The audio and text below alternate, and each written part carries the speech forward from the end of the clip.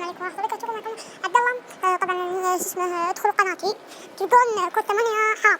طبعا هذا اكتشفته صراحة واحد يعني اخوي قال شو اسمه ليش الفيديو عن كود 8 انه حرام، ليش تابعوه وشوفوه. ارسلت ايضا في قناتي كتبت كود 8 حرام، ادخلوا تعرفوا.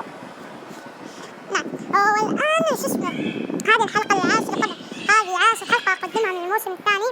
طبعا شو اسمه اليوم صارت حوادث كثيرة واشياء، منها كل اسبوع ما تلقى كل يوم تلقى 20 حادث او كل اسبوع.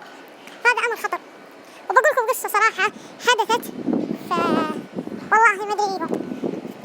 ولد صغير عمره 4 سنين كذا 3 المهم يمشي ومعه ابوه وامه رايحين للسوق، والولد يمشي لقى بيارة ما فيها فتحة لأن سرقوها واحد حراميين دول، والله يعني ذاك اللي يسدها ما يخليك يطيح.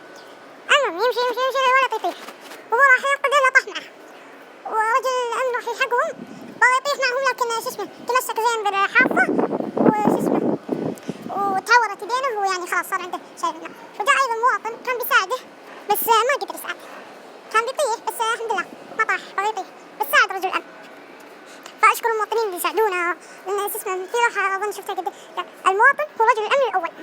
فشكرا وارجعوا شو اسمه لايك ديسكريبشن وش ديسكريبشن لا ما ديسكريبشن سبسكرايب.